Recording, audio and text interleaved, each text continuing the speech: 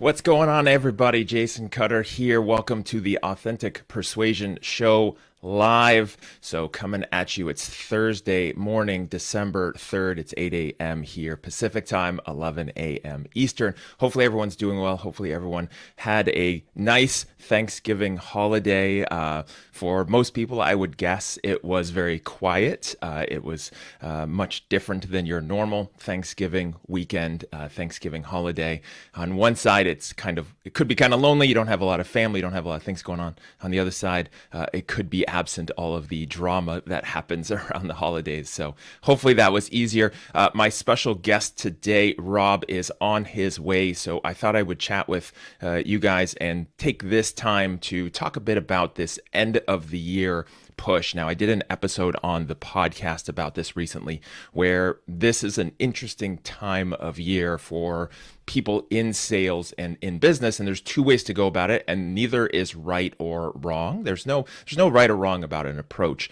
It's really just how it fits into your goals and your strategies. So one thing that happens this time of year is that people get kind of in the holiday spirit, and they get kind of detached from working hard. They don't want to work hard. They want to look at the holidays, or they're dealing with stress, or they're dealing with family. They're dealing with all kinds of things. And or it just feels like towards the end of the year, I need a break. And there's all these distractions, all these things going on, and all these excuses for why not to work harder just because of everything going on. And in my opinion, that's also really okay. If you're in sales, you're in business, if you're in a leadership role, then you're usually driving really, really hard, either for a week, weekly goals, monthly goals, quarterly goals, whatever that looks like. You're always driving really, really hard. If you're in sales and you have a performance metric. And what doesn't happen for most people in their life is that we don't get an off season. So if you look at things like professional athletes, they have an off season. Even, let's say, actors and actresses and performers, they usually have an off season, right? So, sports team plays, they have their season. Even the ones who make it in the playoffs, they have the extension of their season, and then they have an off season. They have a time to recover. They have time to rest, to regroup.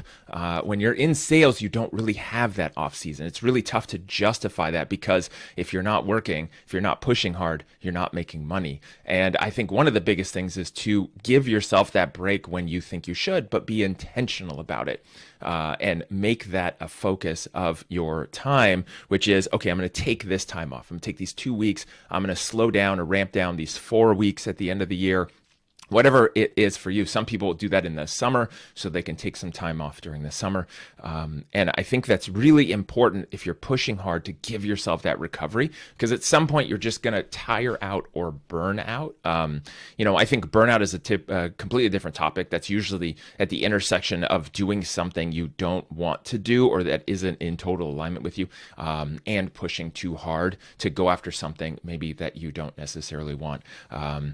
And so that's where burnout can happen. But it can also happen just where you're just grinding and working hard and just running at a high pace all the time without that recovery. And weekends aren't enough recovery for most people. They just, you need to think about it and then plan. So having a down season, having an off season, having some downtime for especially a couple weeks towards the end of the year, depending on what your goals are, depending on where you're at with your goals, I think that's critical. I think that's important to keep that in mind. Now, to get to that point where you can justify that and, let's say, afford it and or deserve it, right, depending on which word you want to use, the key is that you've got to be able to hit your goals and do well the other times, right? So one of the things, if we look at sports, they're playing at a high level. They're playing lots of games. They're working really hard for months and months and months. Let's say it's even 9 or 10 months. They're working really hard. And what you see on the field or on the court is only part of it, right?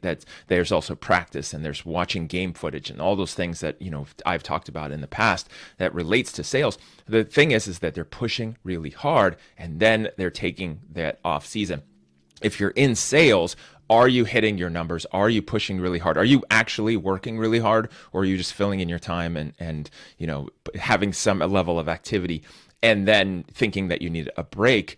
Did you hit your goals? And I think one of the biggest things that you can do, the best things, is to focus on hitting your goal, hitting your annual goal. If you can do that in the first 9 months, then the last 3 months is either a bonus time or a time to slow down, reflect, or to take a break and then start the momentum for the next period, right? Your next 9 months. And it doesn't have to be a calendar year, right? There's always this focus on calendar years, but it might be something different for you. Your cycles might be different.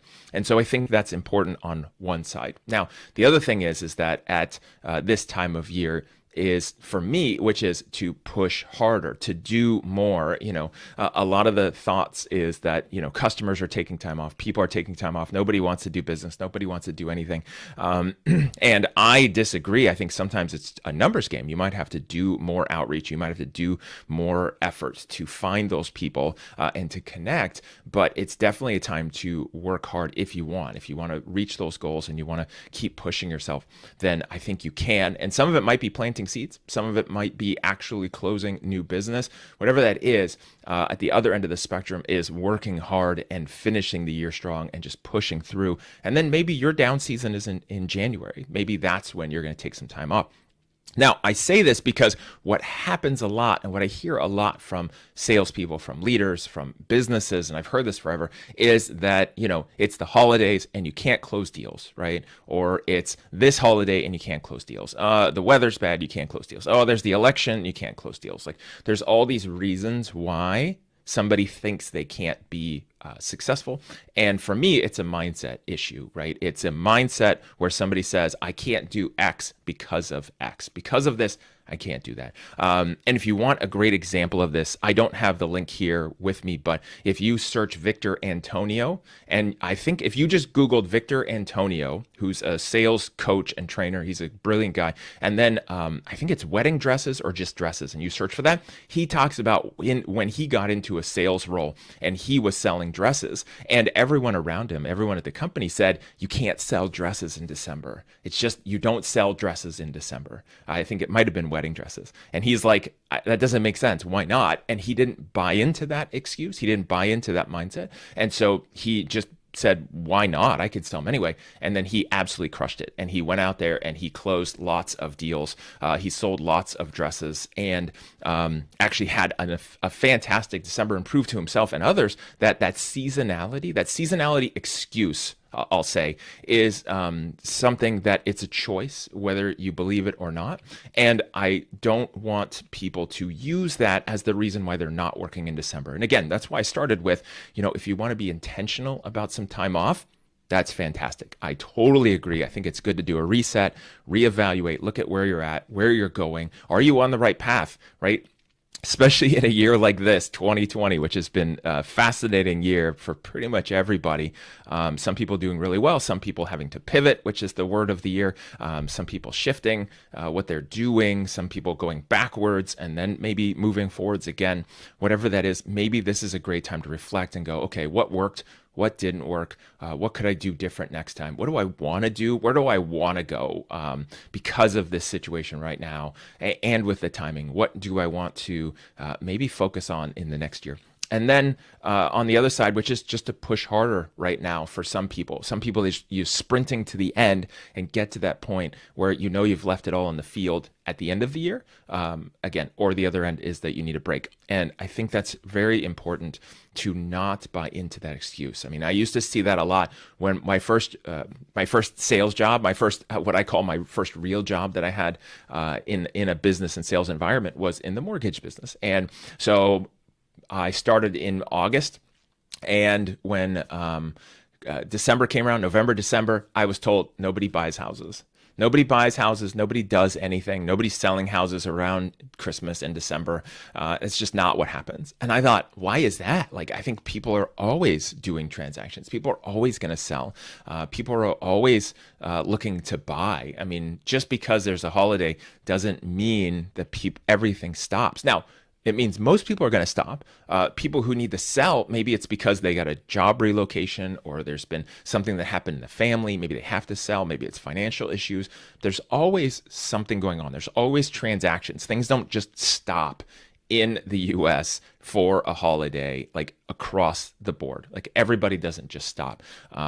So it's a mindset choice. Now, what happens? It might mean that you have to do more effort, might mean you have to reach out to more people, have more conversations, have more people in the pipeline that you're moving forward. But it doesn't mean you can't do any transaction. And so one of the things that I used to talk to people, especially starting in November, is I would talk to somebody who's looking at potentially buying a home.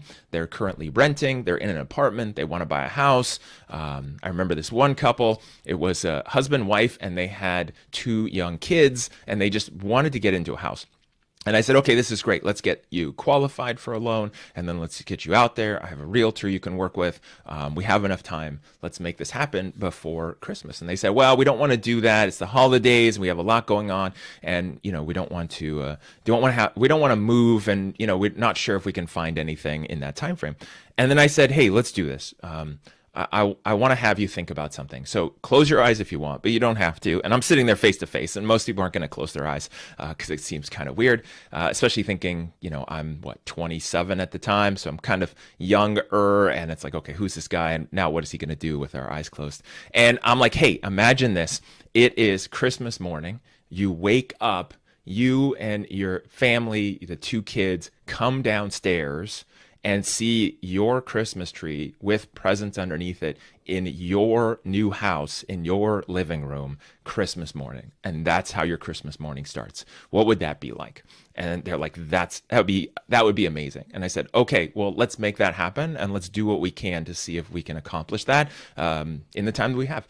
And when you connect it to that and there's a reason for it, then it changes. And for me, I just didn't buy into, okay, it's December, it's a slow time for that. I also worked with a lot of realtors, and they always thought that the summer was really slow. Nobody buys houses in summer. Now, the stats show that less people buy and sell houses in the summertime.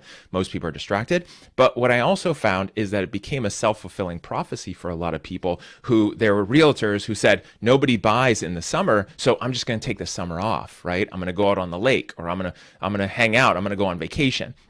And so if you're working less, you're going to do less sales, right? Less transactions, have less deals, have less things going on in your pipeline, which is then going to justify, hey, there's no reason to work in the summer because I don't close that many deals in the summer. Well, it's about the effort that you're putting in. And so just be careful with that self-fulfilling prophecy. I got, looks like Nishant, the love doctor here watching live. Hey, appreciate that. He says that he agrees and says that regular burnout here, burnouter here, and I've gotten to know Nishant, and I think one of the things is, there's the burnout of not having, the right direction going on, especially when you're younger like Nishant is, and it's a function of what are you focusing on? What are you doing? And then where do you want to go with things? And I know for him, he has a lot of things going on and a lot of ideas and a lot of projects. And sometimes that can lead to burnout because going in many different directions, sometimes that can fire some people up. Sometimes they thrive off lots of projects. Sometimes they thrive off of less projects. And so I think that's always something to be conscious of. And then again, whether it's, just exertion and you're just going really hard, or that you are just going in the wrong direction, that break, like I said, that seasonality break. Just one thing before I move on, just focus on what your mindset is with that down period. Again, don't let yourself buy into excuses, especially that you've gotten from other people's limiting beliefs about what you can and can't do in any season of the year, any season of your career, in business, in sales. Right? Just because someone says, oh, nobody's doing anything in December, don't buy into that. But again, make this what you want. Just don't use that as your excuse. Joe Latshaw, thanks for the advice, man. You are welcome. Hopefully this helps. And again, it's really being intentional. It's really about what you want to create. And I think one of the things that in the US that we don't do very well on this topic, before I move on, is that in other countries, they force sabbaticals. They require you to take lots of vacation time and then, take that time off and reset. And that reset is really helpful. And in America, we don't. So in America, it's really about working harder, and maybe you get a couple weeks of vacation. If you're in sales, you probably might have some vacation, but you don't want to use it because you know that if you're not there, then you're not making money. And so I think that's a really tough cycle. So just be intentional, control it. And again, just if you focus on, I have my year-long goal, if I can hit that in the first 9 months, if I can hit that in 3 quarters, then that final quarter is either a bonus or it's a recovery, regroup, plan it, your mission, take your lessons learned, and go into the next year. Either way, Raza Khan, like from Germany, glad that you're here. Thanks for joining. All right, so looks like Rob is not on his way yet. So I wanted to take the rest of this time here, and I wanted to share something that comes up a lot.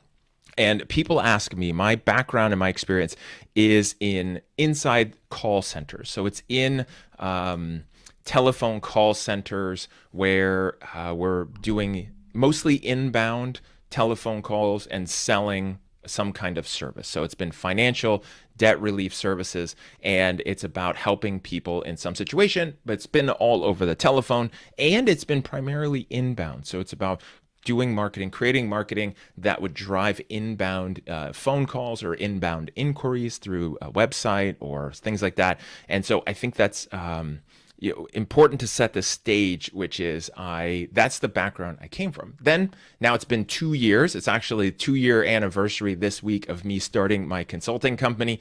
And in this journey that I've had in consulting, one of the things is I've been working with a lot of different industries, right? So remember, I was in inside telephone sales, direct to consumer, financial services, and debt relief. And then over the course of the last 2 years, my clients have had a wide range. One of my first clients was a call center that was selling or helping people enroll in direct energy, and I actually went overseas to work with that call center. And then the next client I had was actually SaaS, software as a service, B2B, which up to that point I hadn't fully sold it. I'd done a little bit with experimenting and developing some teams around it, but not fully. And it was selling, software as a service, a platform to businesses, to business owners. And I've worked with retail furniture stores. I've worked with product and brand merchandising companies, commercial debt collection companies. And every time what comes up is people generally ask, like, hey, what do you know about selling X, Y, and Z? Like, tell me what you know. Have you ever sold this, right? Fill in the blank, whatever it is. And my answer is always the same, which is no, but sales is sales. And the fundamentals are the same. To me, it's always the same basic framework that you then apply, right? It's kind of, to me, it's similar to, let's say, cooking or baking, where there's some key ingredients and there is a focus on this ingredients or this process, right? Like you need these things, and then once you have these things, what you put in and the amounts or the timing, maybe that's up to you, but here's these fundamentals. I might butcher this, but I think one of the things for cooking, especially high-level cooking, you want a nice balanced meal or a nice balanced dish, salt, fat, heat, and acid. So you need those 4 things. If you have those 4 things, it's a perfectly balanced dish that has those 4 elements. So we might call those the fundamentals.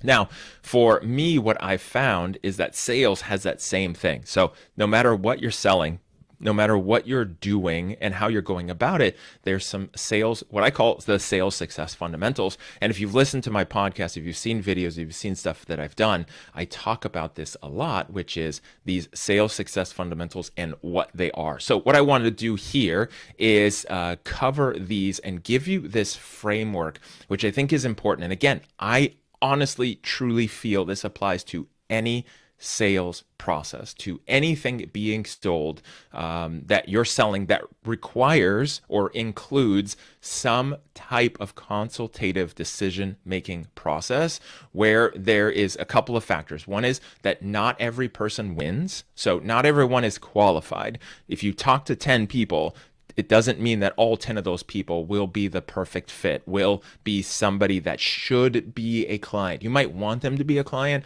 but if you're honest about it and you're reflective and you look back at it, you know that if you enrolled all of them, some of them would be terrible clients. They would be unhappy. It wouldn't actually help them, or they would just be a pain in the butt from a customer satisfaction, customer service standpoint, and it just wouldn't work. So, the key is that it's got to be about having somebody who's qualified, who would be a good fit, right? And not everybody is a good fit. And that there's a consultative process and there's a decision-making process, and that you're going to determine what somebody needs and then help them find the right solution. So this framework isn't necessarily ideal if everybody wins, right? Like you're knocking on doors selling newspapers and everyone should get the newspaper, then this isn't necessary, right? This is, I'll say, overkill in that situation if everybody wins. If it's not a consultative process, which means it's more of an order-taking process, which is somebody calls up, they have a request, they want X, you're just going to fill out the paperwork, you're going to help them decide between X and Y, and that's really the extent of it, then this is not necessary. But if your goal is to be a sales professional, if you're in a role that is designed to help people move forward and make a decision, and that's what you're focused on, and you don't want to be an order taker, right, which is what I talk about a lot in my book, going from order taker to quota breaker, if that's not your goal, if you want to get out of that order taker mode and be a sales professional, then this framework is for you. So here's what it is. So I call it RefU, and I've been teaching this for 10 years. I created this framework and realized that this was the way to sell and apply to anything. And so I came up with this 10 years ago, and I've literally never been able to come up with anything better than RefU. Different terms would just make it confusing. A different order doesn't work. It's got to be done in this order, which I'll cover at the end. But this is the framework, which is RefU. So let's look at this. So here's these 5 stages, and obviously each one of these letters stands for something in particular, and I'm not going to go into super detail because it makes sense, and I have other programs about it. I've talked about it in other podcasts, but here I just want to give you this as something to apply. And really, as I'm going through this, look at a couple things. Is what are you doing currently in your sales conversations and your sales process? And then what could you take from this? What is missing? What could you do better? What could you do different? What could you do that would help you get more effective results? And then also the time that you're spending on these. I think that's super important. And so also keep in mind this too. A lot of times I work with people who have a very long sales cycle, right? It could be anywhere from a month, which when you come from the background that I had, which was a mostly one call close, most deals get closed within a week. You know, a month sales cycle feels like forever in that kind of framework. So maybe you have a long sales cycle like a month, maybe it's 6 months, anything like that. Keep in mind, this framework, in my opinion, is in a conversation where you're trying to persuade someone to purchase. Now, a purchase could be the ultimate purchase where they're taking out their credit card or they're approving it, and you're getting their funds and it's done, right? Like they're swiping the credit card, it's done, or they filled out an invoice and it's done. It could also be, if we look at it in really definition terms, is a sale and the purchase, the persuasion that you're going for, right? You're using authentic persuasion, you're trying to get them there. That could be just for the next appointment. That could be for the demo. That could be for the meeting that you want to have with all of the decision makers that need to be involved, right? The stakeholders who are going to be involved. And that could be the spouse, it could be the CEO, whoever that is. So keep in mind, if you take this framework, if you take RefU and the sales success fundamentals, and you apply that to any conversation where you're hoping to make a sale, and that sale could be the next step in the process, then you can apply this, and you should include all of these in your conversation. So let's go into them. They're really, like I said, I keep it simple. Everything I do is simple. I am a guy with a marine biology degree that happens to be really good at sales and persuasion and coaching and leadership. And so I try to keep it super simple, mostly for myself, because if it's too complicated, I'll just mess it up as well. So here we go. The first one is rapport. Obvious. Got to start with rapport. Like Bob Burg says, people will do business with people that they know, like, and trust. The first one is know, like, right? We're going to talk about trust. That's the T in the RefU. That's 2 more steps away. But the first one is the rapport. So you got to build some level of rapport. Now, here's the thing, and I talk about this in the book and in the coaching and the training that I do. there is a way to do rapport wrong, right? This is where the authentic persuasion framework comes in, is that it's got to be authentic. It's got to be about you wanting to build rapport, wanting to get to know that other person, wanting to be engaged with that person and get to know them, not as a trick to get them to like you so that you can get your way and so that you can check this box, right? Okay, Jason said I got to build rapport, so I built rapport and now I'm moving on, right? Like, I think they like me. I said some things. They like football and I pretended like I like football, so we're good. Now we're going to move forward, right? And so that's one of those things where it's got to be authentic. It's got to be true. And if you're struggling with rapport, if you wonder how to build rapport, one of the biggest steps that I suggest is curiosity. If you're curious and if you're interested in the other person, which the basis of that is going to be the curiosity piece. If you're curious about the other person and you want to find out about the other person, that curiosity framework in your mind will be the vehicle to understanding who they are and then being interested in them.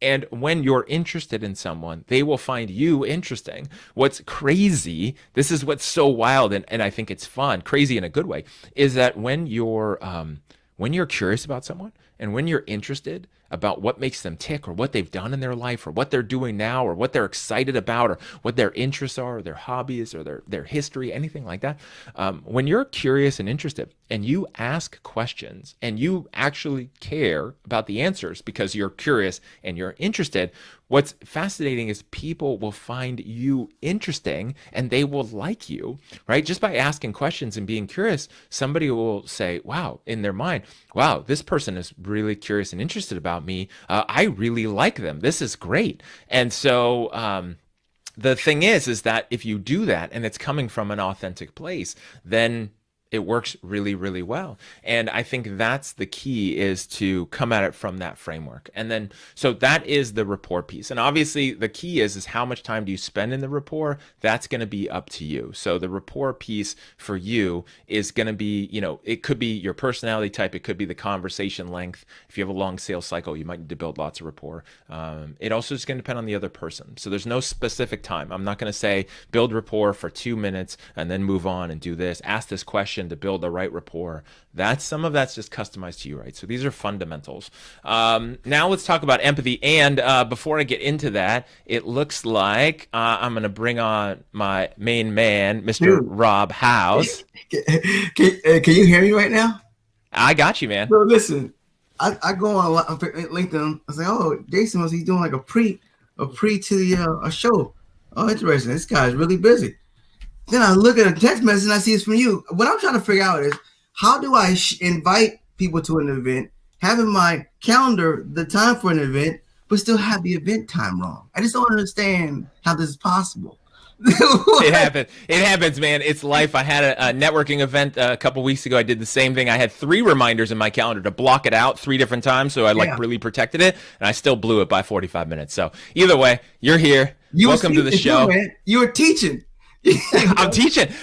And at first I saw you popping in and I was like, I'm on a roll and I don't want to mess this up. But actually I want to, because instead of what we were going to talk about, at least for now, we'll fly through the rest of this and I want to get your opinion on it. Good. But for people watching this before we get into it, so who's joining me here is Mr. Rob Howze. I had him on my podcast when it was the Sales Experience show, podcast a long time ago. In the first season, we connected on LinkedIn, as everyone does, and as I do with everybody. And we connected and stayed in touch. And he does a lot of amazing stuff. If you're watching this live right now, you can see the banner across the bottom. Everything he does. Essentially, he's just trying to make 1 billion healthy people, right? Is that still the vision? It's still the vision. I realize with math that billion can change quickly. So, Yeah. Just do it, man. I think that's a great goal. So, one of the things, if you don't know who Rob Howze is, Howze, make sure to follow him on LinkedIn. He's super active there. I'll pop up some websites later, all the different things he has going on. It's a laundry list of awesome stuff. But he's Rob, you're just a good dude who's doing great stuff. That's positive. You are the yang to my yin. Am I the yin to your yang? I don't know which one is which. You're the type of guy that's just going to go on LinkedIn and do an ad lib, spontaneous rap video where you're just rapping and singing and dancing, having fun. That is the opposite of me. And so I appreciate you and what you do. Uh-oh. Rob, are you there? Looks like Rob might have joined and then froze on us. So, all right. Well, let's see what happens with Rob. This is always fun with live TV. Rob, are you there? Yeah. Can you hear me? Yeah, I can hear you. You just froze for a second. Okay.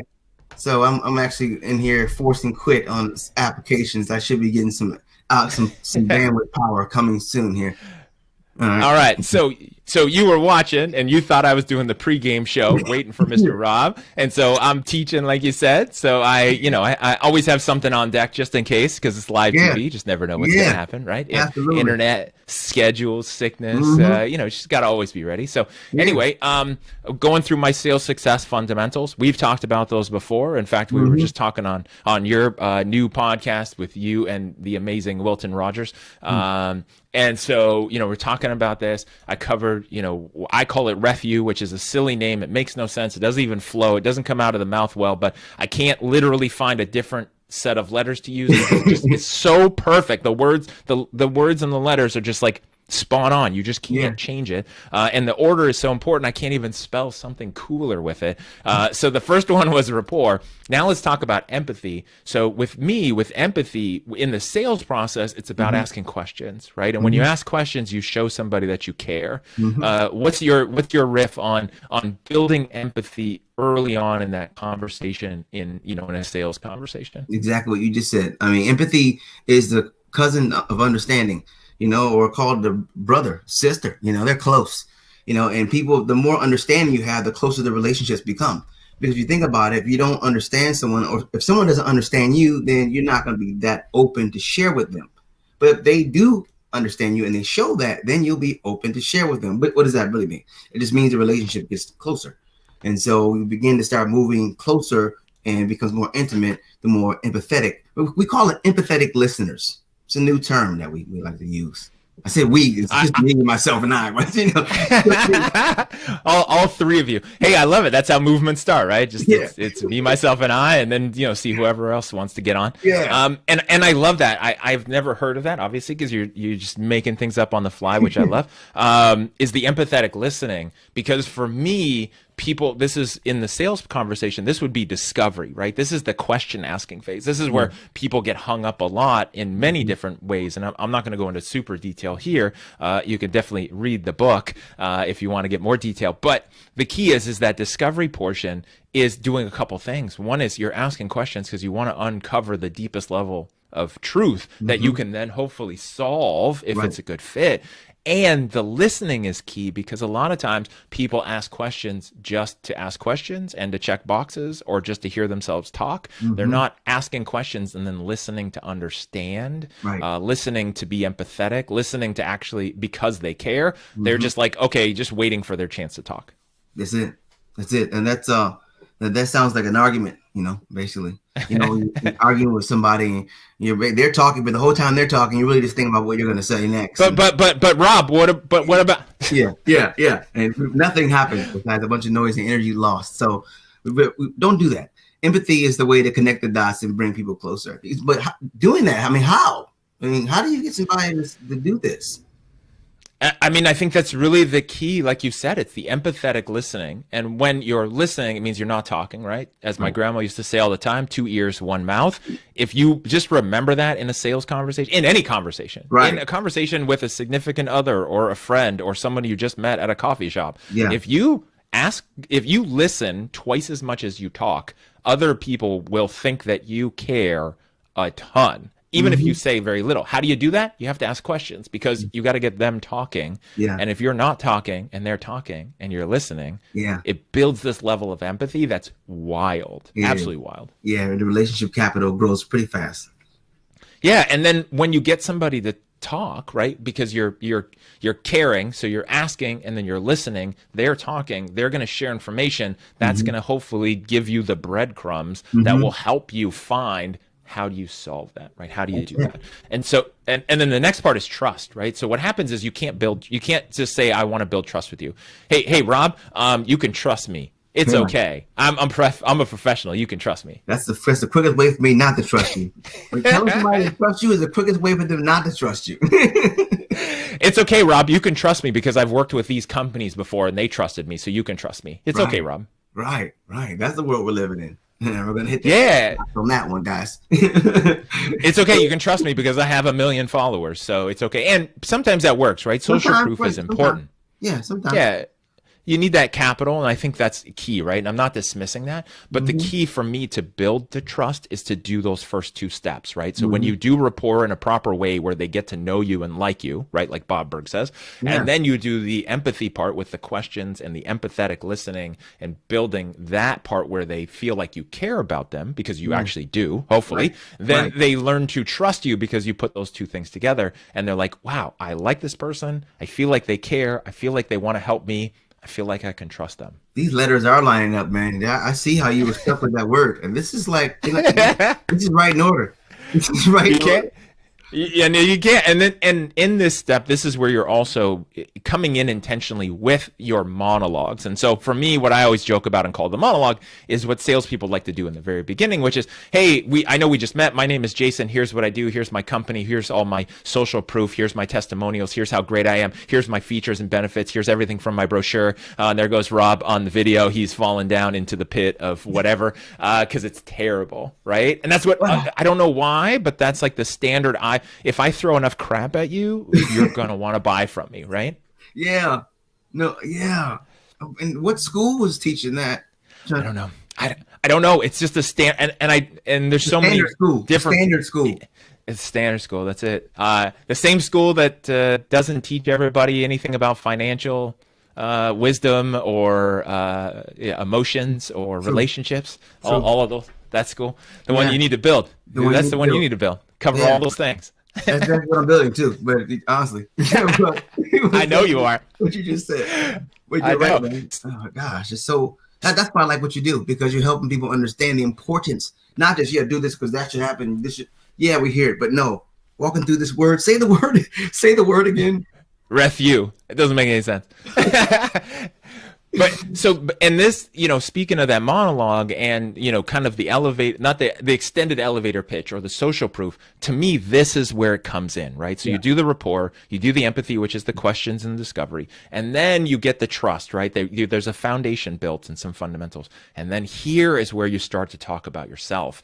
And when you do it right, you talk about yourself and your company in terms of what it is that they need, right? Not just my standard pitch about here's all the stuff that I do and all the jargon, but here's what we do and why it relates to you, right? And here's where, let me tell you a story about someone else like you that I helped last week that was in a similar situation, right? Because this is where you're doing that trust, not right out of the gate, which is where people like to do, right? The worst example of that is if you've ever gone to a trade show or a conference and you walk up to a booth and 5 minutes later, they're still talking about themselves and they haven't asked you a single question. You're just like, hey, this is a terrible fit. I don't want what you have. And you just wasted a ton of time. Yeah. Mine and yours. Yeah. Everybody's. Everybody. Yeah. So let's go to the next step. So the next step is hope, which I know you're all about the hope. And for me, it's you're a hope dealer, and the hope is the key, right? Which is you have problem X. I've uncovered that. I've asked questions. We've gone on this journey together in this conversation. And then now I figured out what it is that you need that I think I can solve. You have problem X. I have solution X. I have the hope. Here is the hope. Here's where we can go. Yeah. If this works out, and here's why it's going to be amazing for you, not for me, not because it says it in the brochure, not because this is what I think everyone wants. What do you think about that? So what is the definition of hope? For me, it's weird. No one's ever asked me that. I've never thought about it in specific terms. For me, the definition of hope that I would use is that I am here, and then hope is that there's there's a place, there's a time, there's a different thing, person, place, or being, where that's where I would like to be. And that helps me with a goal, or that helps me get out of pain. And there's hope. There's something better. And again, it's not always just about more money. It's not always more this or that. It's just maybe a different thing, right? I want to be healthy. There's hope. I have hope because I can see that there's a way out of my current spot into a new spot. And how do you build hope? So hope comes from the domino effect of what we've just already experienced. Is now we're here, and now their hope can be realized because that trust was the trust pushed them enough to where now I see that what you have can really be the solution for what I need. Yep. And the empathy step, right? The empathetic listening that you said, the key is that I ask questions and I listened, and I know that you have problem X. And then I know that I have solution X for you specifically, and I'm going to tailor this hope conversation for you, right? Like if I was a personal trainer at a gym, right, I could tell everybody, hey, you're going to lose 50 pounds and blah, blah, blah. But the hope step has to be about you. Like, what is your fitness goals? What are your health goals? What are your challenges? How do I help you with your hope? Which is why you have to do those 3 steps first before that, because then it's tailored. If it's a one size fits all hope, it's not going to be effective at a larger scale. Yeah, there's no one size fits all hope. Hope is custom made. Custom made hope. That's what we deal with, brother. Right? It's all about custom hope for everybody. And then the last one here is the urgency. So this is the last part in the silly refu word, which now people, probably start to understand and learn. The urgency. And so the urgency piece is that the time is always now, right? The goal, the time for everything is always now. Now, sometimes there's money issues, there are decision issues. There might be some actual barrier, but as a sales professional, when I go into it, the time is always now. And one of the stories and examples I use all the time is if you go in and your arm is broken and you go into the ER and the doctor goes through their process and x-rays it, diagnoses it, and then gives you the prescription and says, your arm is broken. Here's the fracture. We need to fix it. And I'll send you a follow-up email, and let's, maybe get together next week. I'll see if this is something you want to do. If you have any questions, just let me know. And here's a brochure and my card, and, just let me know, right? You wouldn't do that. That would be terrible. You'd be like, no, that's why I'm here. I'm here because I have a problem. Instead, the doctor says, okay, we're going to do this now because you need it now. Any questions? Okay, hold on. This is going to hurt, but then you're going to be better. But you can't do that without the other 4 steps, right? So if you don't build the other 4 steps first, your urgency sounds like a high pressure, pushy salesperson who just wants you to buy now. The sleazy sales guy. The one that's just, hey, all right, come on, you got 30 seconds to get this, or the deal is over. I have somebody else coming in an hour. If you don't want to buy this car now, I know they're going to buy it. So, right. Like that kind of tactic is what people dislike and think that sales is about. And I feel you can be super urgent, which is, hey, Rob, I know you have this problem. I know I have the solution based on what you said this was important to you. I think the best thing is for us to get started on this right now, right? Not for me, not, 7 billion people on the planet. I know I can help other people, but I want to help you. And we both agree that you need this right now, right? Whether it's getting out of pain or it's accomplishing a goal. And then that shifts this urgency from a desperate salesperson who's trying to make my numbers to, I just want to help you. And I'm coming from a place of abundance. And I know if I don't help you, I don't know what's going to happen to you. Right. That's good. Yeah. That's good. So that was the quick abbreviated lesson. So now there's a whole bunch of questions or comments that came in. So here's Richard Brook. For most people, hope is laced with resignation. They hope something will get better, but they don't believe it actually will. Hope, unfortunately, is not optimism, but a hopeful resignation. You can hear it in their language. I hope I will versus I will. And I completely agree with that. You give me your thoughts here in a second, Rob. But I completely agree with Richard on this because when people talk about that in the language they're using, I hope I could make more. I hope 2021 is going to be a better year, right? I hope I can finish the year strong. I hope I can get in good shape next year, right? And it's like, that's just filled with, I'll try, right? You might as well say I'll try. I'll try to get in good shape next year. It's like, like Yoda says, right? There's no Right. try. There is no try.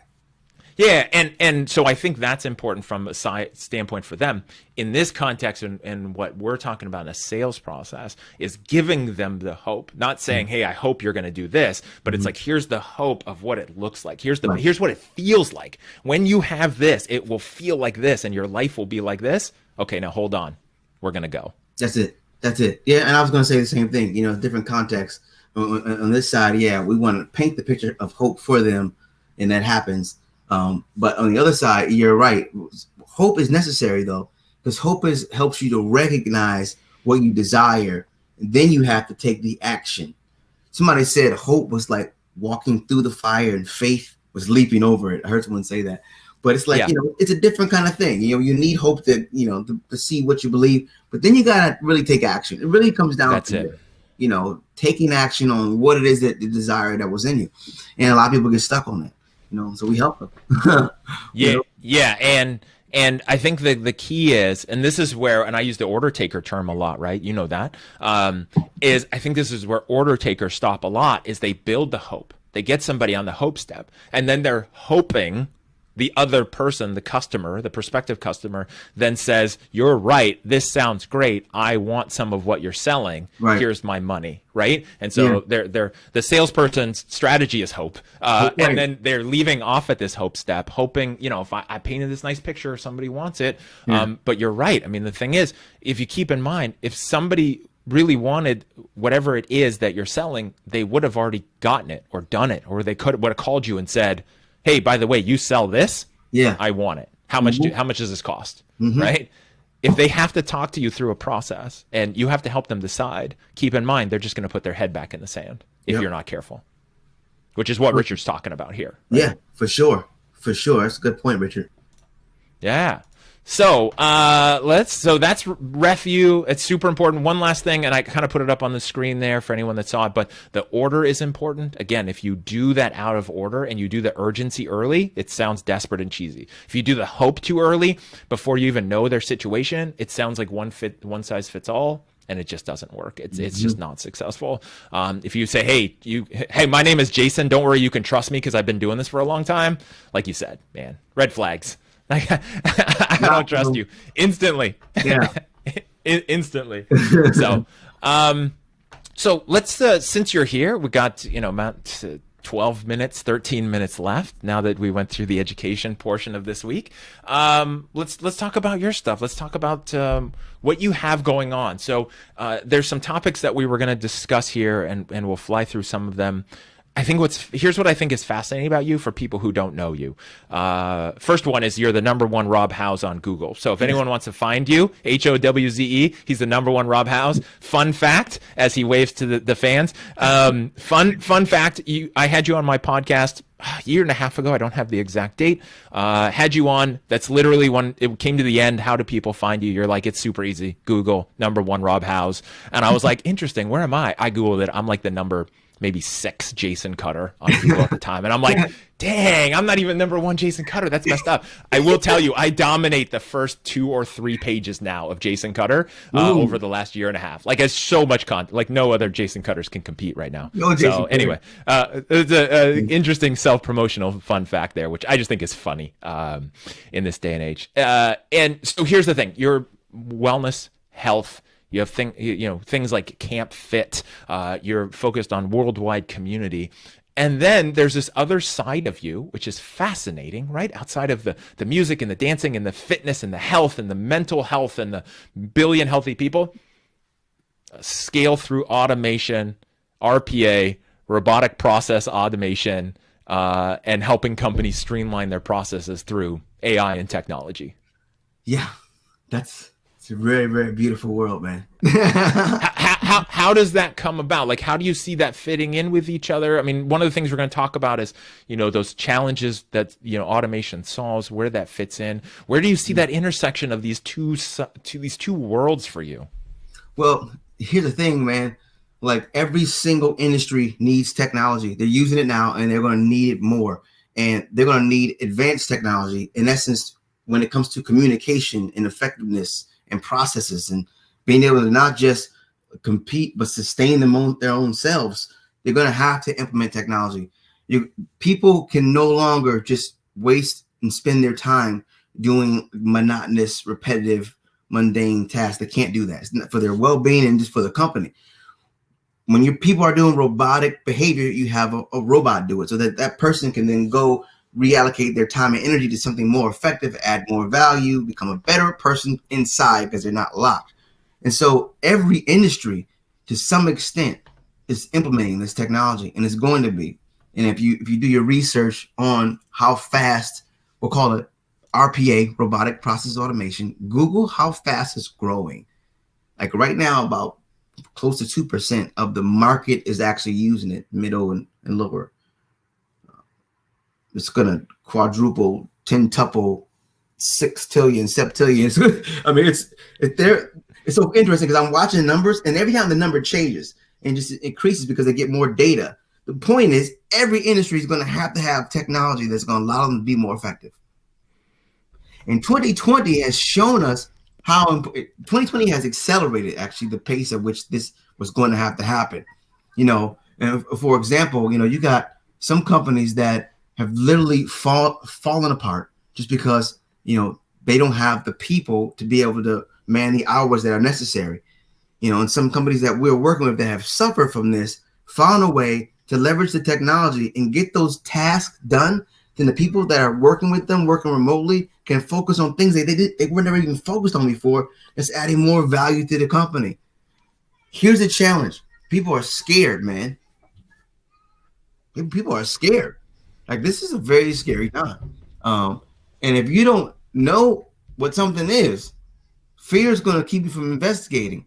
And fear is going to allow you to hear all the negative sides of it. And then you're going to miss it. What I'm telling people is, as a humologist, ladies and gentlemen, what that is humans and technology create humology. I'm a humologist, which is I'm leading this because I care about making sure people understand it. I look at myself in Wilton like, we're the bridge. You got a bunch of robots on this side. We got humanity on this side. And we're the bridge to help people connect it. Whether it's the robot that shows you how to use your phone the most effective way, or how to implement something within inside of your system and get business processes flowing like water, whatever it may be. Point is, we got to heighten our understanding. However you can do that, you got to gain more understanding. Whether it's Google State College, whether it's YouTube University, or whether you come to our STA community and basically take a bunch of courses for free, get yourself understood in all the different industries. Whatever you do, do it. Don't sit on the sideline. It's not one of those kind of games.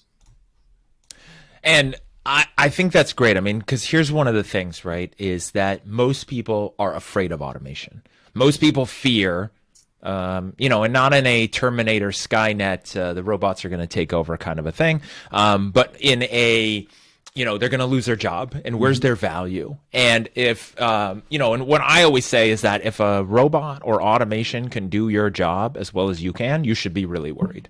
You should be concerned for what it is that you do. Mm-hmm. And when it's done right, which is what I love that you started with, if people didn't catch this, it's super important, which is when a company, a business, even an individual, right? Like I put in some of these things in place for me. When you have this technology, when you have the RPA, the robotic process automation, where there's something that happens, and instead of you doing this manual task of moving this to here, something else does it for you. It literally frees people up and allows people watching this, listening to this, allows you to do better things with what you could be doing with your mind, right? Like creating more, doing more, instead of the robotic kind of like, I'm going to say menial, because sometimes it's menial down. I'm copying and I'm pasting. I'm copying and I'm pasting. I'm copying and I'm pasting, right? Instead of that, have something do that. And it's like, okay, I'm freed up physically and mentally. Now what can I do? What can I, and for companies that get that, they go,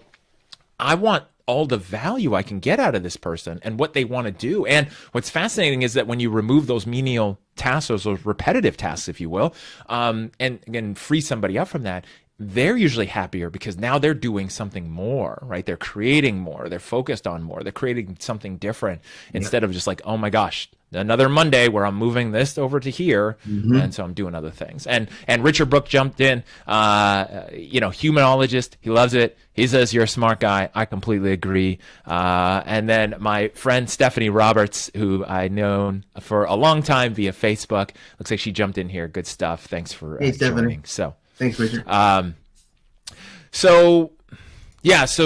What do you like? Where do you see that coming? Actually, let's talk about this. So what's the best way for companies, to know what technology they should be implementing? How do they start that process and do it responsibly? The first thing to do is to really take a look at what they're doing. Like, what is the actual process? Taking a look at, and you want to find out where time is being spent. And we have a questionnaire that we send to companies, and they fill out this questionnaire. It's not very long, but it's enough to where you put enough details in there specifically to where not only are you unpacking what the problem is by unraveling the process, but you're helping us to understand where everything is. And essentially, all you want to do is start looking at processes from end to end and looking at what it takes, how much time. And anytime you do that, you can go in and 60 to 70, 80% of that can be automated anytime you look at the process. And so step number one, look at your process from end to end and look at what is repetitive. And anywhere you find activity that has to put in applications, documents, spreadsheets, copy and paste, QuickBooks type of activity, all of that. I mean, anything that's happening over and over, note it, because that, ladies and gentlemen, can be automated. And like Jason said, the moment you should see people's faces light up that, the people who were actually having to do this, when they find out, when we're on the Zoom with them and they find out that this is taken away, they literally say, so you're saying I don't have to do that anymore? It's almost like Christmas, Mama, I don't have to do it anymore. You know what I'm saying? Like, it's so exciting. And that's why not? Who wants to do the same crap every day? Nobody. Yeah. Nobody. You may have told yourself that I like doing this because that's all you don't like it. You don't want to do the same thing because there's greater things within you to do. And you just don't know. Inside everybody, and obviously doing that repetitive task, isn't going to get you there, and isn't going to lead to a satisfied, career or life. I mean, I feel like everyone has potential to do more. People limit themselves. Not everyone is going to be an Elon Musk and send people, into space, and that's okay. But everybody has this Mars thing by inside 2026, by the way. Mars, he's talking here. Okay. Yeah. Or Mars. Right. And so, and I think the key too with the automation and doing this and using technology, it's what's repetitive, and then also what has the possibility of mistakes. And so some of it is just, keeping, that task from somebody having to do it all the time. Another one is if it's something that somebody's doing and it's prone to the possibility of a mistake, when you automate it, then you remove that piece, and now you have kind of a flawless execution that is also freeing somebody up, right? And then you have two wins. You basically take the people off the monotonous task, you heighten the efficiency, which ultimately increases your ROI. Your return on investment is growing. And Stephanie then replied with another one, all for tapping into and developing our human skills and allowing bots to take over mindless work. That's true job security. I mean, when you put yourself into something where you're using your mind and your talents and skills, whatever that might be, everyone's got this talent and skill and experience kind of intersection that they're bringing to the table. And then when you're using that, then you're actually not replaceable, because then you're bringing your human special superpowers to the table, whatever that is. Your superpower could be, I don't know, making coffee or helping people around the office. Like it doesn't have to be just what people think, high level. Yep, absolutely. Being human is unmatched. Yeah, you can't. It's it. So let's talk about this one here. So this is one topic. What's the number one skill a business leader should have? This may or may not be automated related. This might be your human side of Yeah, humanologist. mine's human, man. It's humanity first. Is empathy. Empathy is the driver. Empathy and integrity is important. They kind of go together. But empathy, and we were talking about that empathetic listener. Empathy means you are intentionally trying to understand the other person. There's so much power in business and in relationships. When I started doing intentional empathy with my wife, relationship changed, ladies and gentlemen. It went from dark to light, snow to sunny. It went to the cold to the beach. And it was so great because I decided to begin listening. And so in business, when you have empathy as a leader, you help people draw closer. Again, they feel like you understand them. When people feel understood, they work at their highest level. When people feel understood and loved, dude, they freaking will go in. But if they're coming in like, afraid you're going to chop their head off today, they're just going to do whatever they got to do to get to the water cooler. I said water cooler. What is that? It's super important, man. Empathy and integrity. And I'll tell you, integrity is important. It got to come with it because I've met people who they show up one way and then it's like what? Like I meet them and they're like, and then before long, like what just happened? So you know what happens? They're not the same person in the light as they are in the dark. And so people need to work on that. Work on being true to yourself because that integrity is going to allow the relationships to last longer. And empathy is going to allow people to know that you love and care about them. So now you enrich those relationships. So don't burn the bridge down. Matter of fact, paint it with empathy.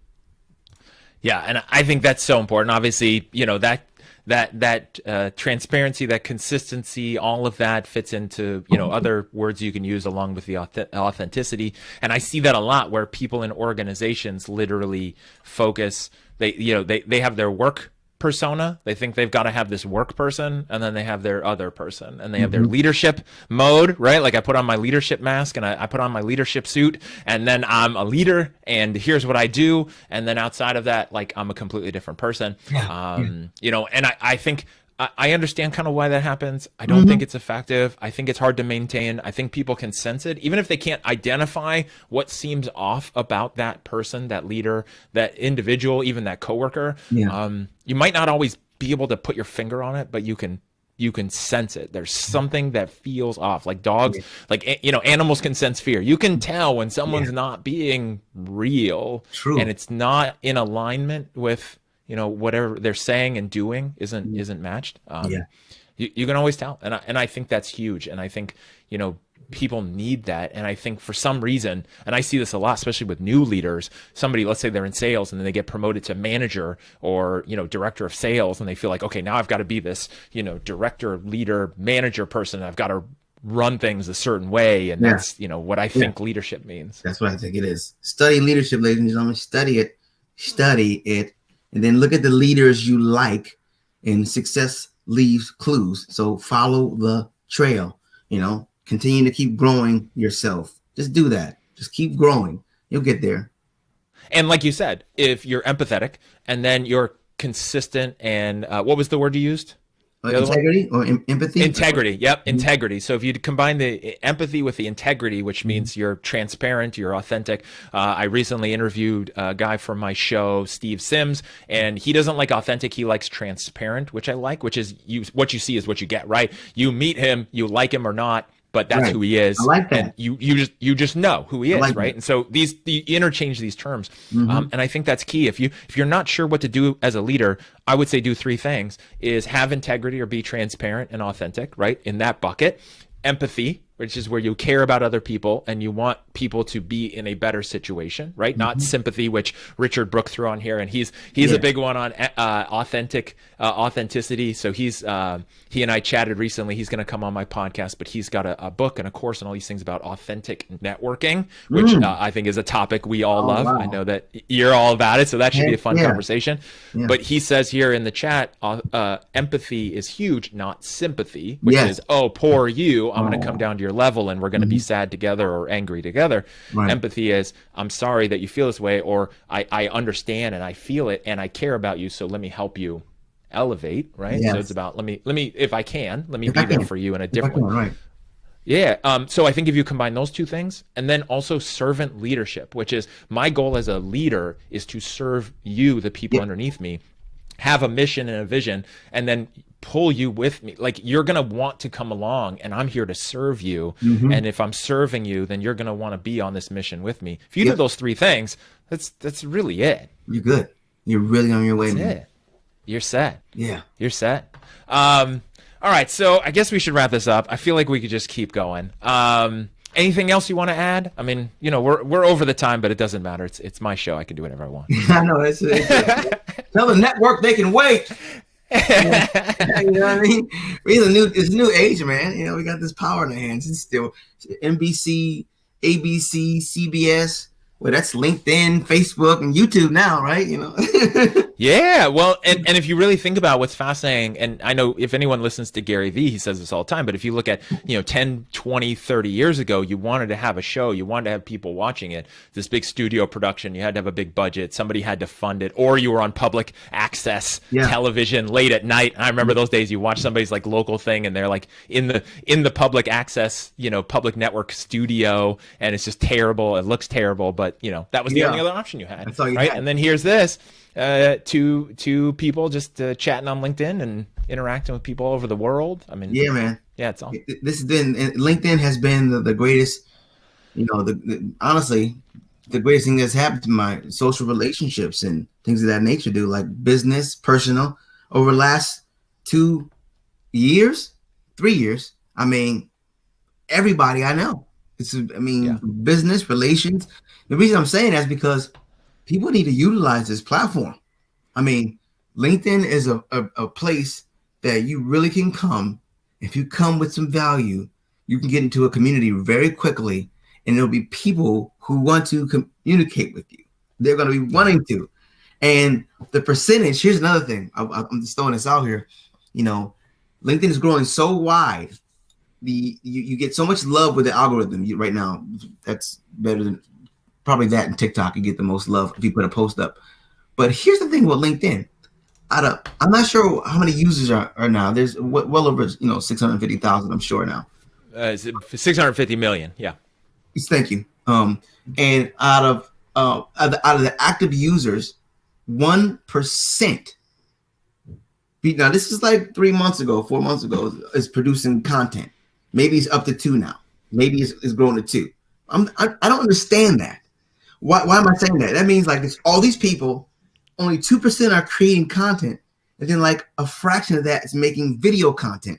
So it's literally an audience that's out there is like, hey, I want to see something. It's unbelievable, man. Like you would never have thought this opportunity would be here. Well, and I'll tell you from my side, when I create content, and one of the things you and I did together, if anyone didn't see it or hasn't been following me or connected with me a long time, is I was a part of one of your 30-day LinkedIn video challenges, where make a video for 30 days straight, get in that habit, kind of break through some barriers. I don't enjoy doing video. People think I do, but I still don't. I don't like it. I don't know why. I just I'm more of an audio written. I can just bang out.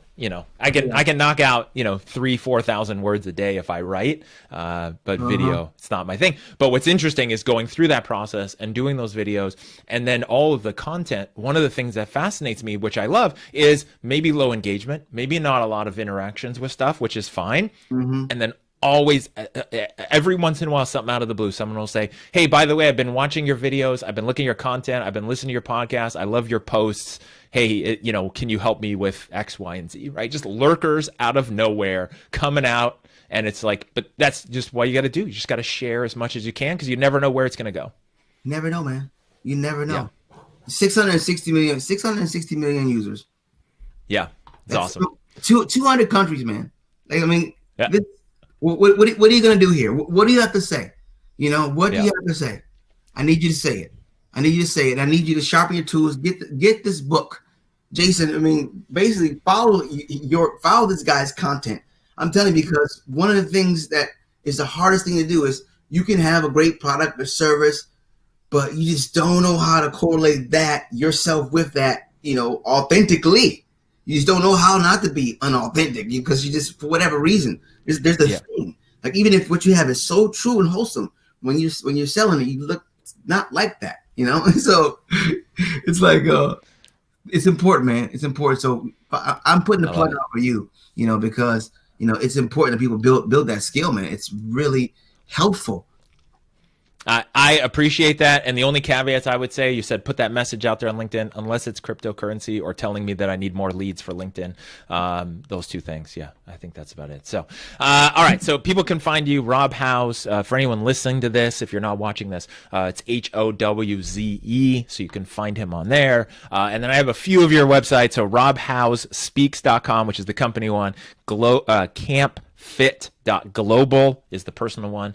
sbceo.com is another one. Any other ones in there to throw in? Well, actually, you know, all those are out. So, you know, so those are fine. But the main one right now is scalethroughautomation.com. You know, that's the main one. Love it. Yeah. Scalethroughautomation.com. Yeah. And then there's this one here. That's what you sent over. Two of us rocking the podcast, Mike. I love it. Rob, thanks for joining. Thanks for coming in even late. It was perfect because got a little education stuff out of the way on my side. And then we had a fantastic talk. And I appreciate your input about my weird refu format. I like the Success language, Foundation. man. So thanks for joining, and you know, keep it up, man. I love what you do. So inspirational, and I'm glad to have become friends with you on LinkedIn, and then outside of LinkedIn, and interacted, and you know, built this kind of relationship, which is fun, and having not met in person. Right. So thanks for being here, and thanks for sharing. Hey, man, appreciate you, brother.